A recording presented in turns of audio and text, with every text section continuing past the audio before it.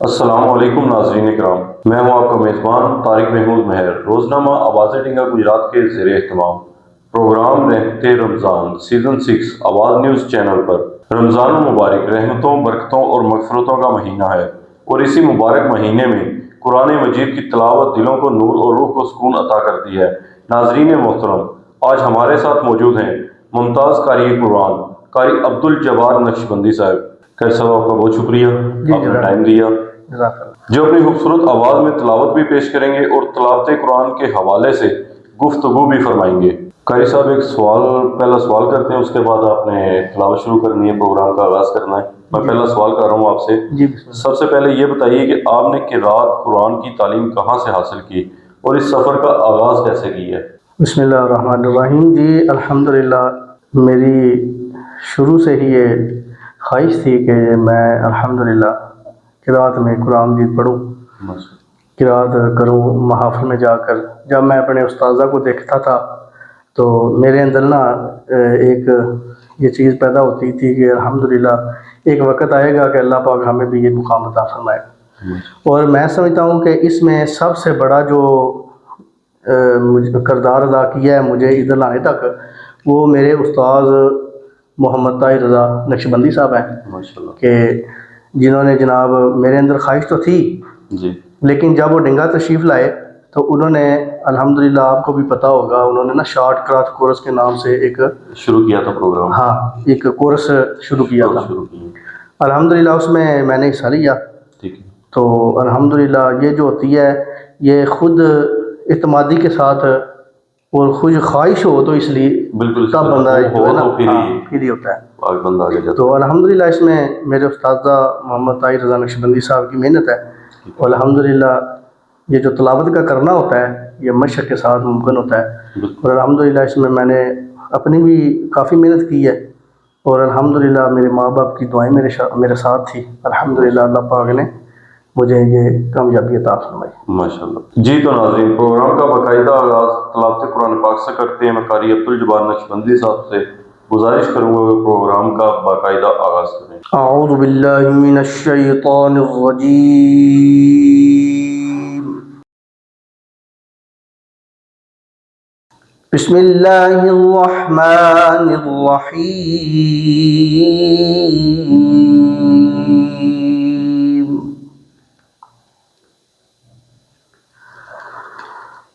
الذین یبلغون رسالات اللہ ویخشونہ ولا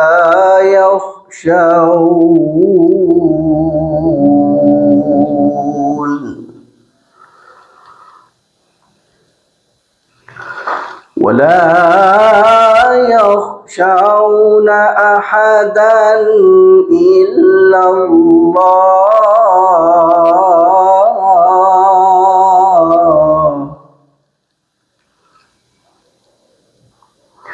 وكفى بالله حسيبا۔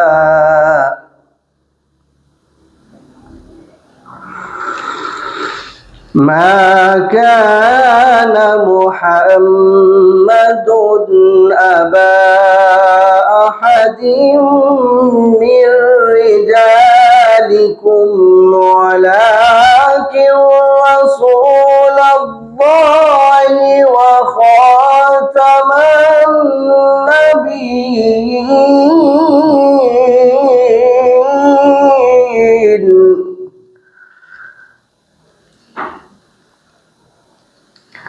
وكان الله بكل شيء عليما۔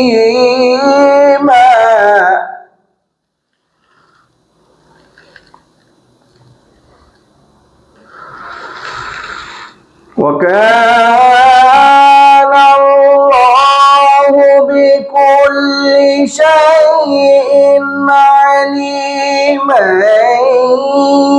يا أيها الذين آمنوا اذكروا الله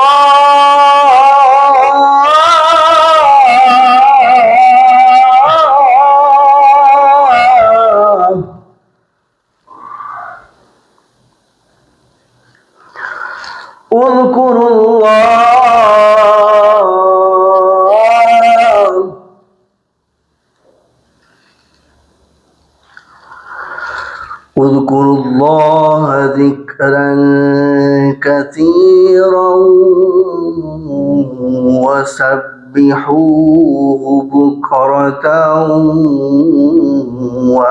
وأصيلا.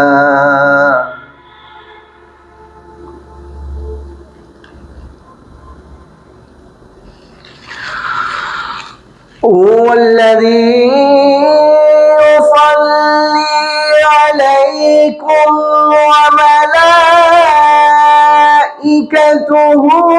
ليخرجكم من الظلمات إلى النور وكان بالمؤمنين رحيما.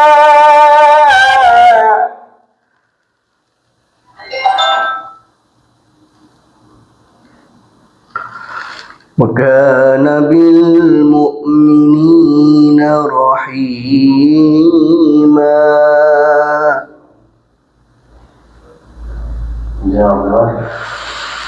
وكان بالمؤمنين رحيما. تحيتهم يوم يلقونه سلام وأعد لهم أجرا كريما.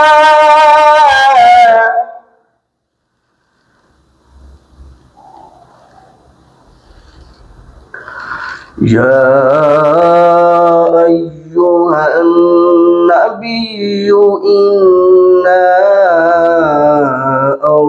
أرسلناك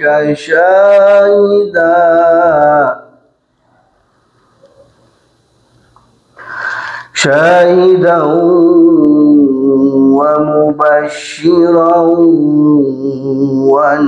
ونذيرا.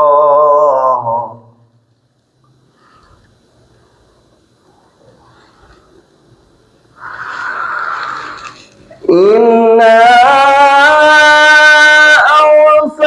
أرسلناك شاهدا ومبشرا ونذيرا وداعيا إلى الله بإذنه وسراجا منيرا.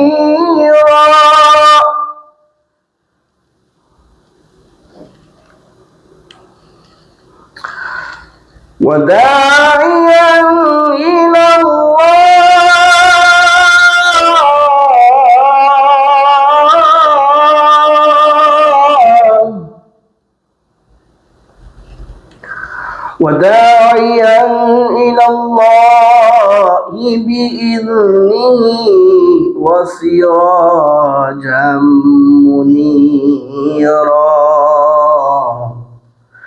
وبشر المؤمنين بأن لهم من الله فضلا كبيرا. بسم الله الرحمن الرحيم.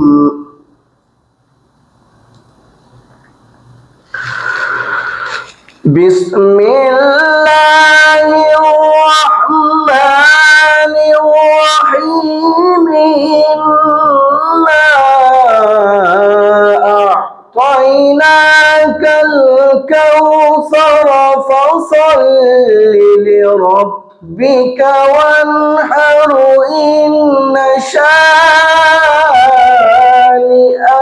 هو الأبتر. فصل لربك وانحر إن شانئك هو الأبتر. آمنت بالله صدق الله العلي العظيم. माशाल्लाह सुभान अल्लाह। अल्लाह ताला हमें भी कुरान पाक पढ़ने, समझने और इस पर अमल करने की तौफीक अता फरमाए। आमीन। नाज़रीन किराम, मैं कारी अब्दुल जब्बार साहब से दूसरा और आखिरी सवाल करने जा रहा हूँ। कारी साहब, आज के नौजवान जो किरात सीखना चाहते हैं उनके लिए आप क्या नसीहत करना चाहते हैं? देखिए चौधरी साहब, ये जो किरात है ना, जी किरात तो अल्हम्दुलिल्लाह हमारे जो भी मदरसे हैं, जामियात हैं, उनमें पढ़ाई जाती हैं। ठीक है। ठीक है, तो अल्हम्दुलिल्लाह हमारे जितने भी जामियात हैं उनमें जो किरात है वो ऑलरेडी बच्चे पढ़ते हैं। पढ़ रहे हैं। लेकिन जो किरात है ना, किरात पढ़ना एक अलग चीज़ है, और जो तिलावत है, तिलावत सीखना एक अलग चीज़ है। ठीक है। किरात पढ़ने का और तिलावत करने का, ये दो एक अलग अलग चीज़ें हैं। ठीक है। हाँ, किरात तिलावत के लिए, तिलावत करने के लिए किरात का बहुत होना ज़रूरी है, किरात का पढ़ना बहुत ज़रूरी है। लेकिन जो तिलावत है, तिलावत आपको सिर्फ मशक के साथ आएगी। जितनी आप मशक करेंगे, ठीक है, उतनी आपको तिलावत आएगी। और मैं अल्हम्दुलिल्लाह आज के जो तलबाए कराम हैं उनको यही पैगाम दूंगा कि आप किरात पढ़ते हैं, उसके साथ आप अपनी तिलावत की मशक ज़रूर किया करें, ताकि मशक के साथ जो है वो तिलावत की खूबसूरती बनती है। माशाअल्लाह। जी, तो नाज़रीन, बहुत प्यारी बातें आपने सुनी। कारी साहब, आपका बहुत शुक्रिया एक दफ़ा फिर। इसी के साथ अपने मेज़बान तारिक महमूद महर को कल तक के लिए इजाज़त दीजिए। अल्लाह हाफिज़।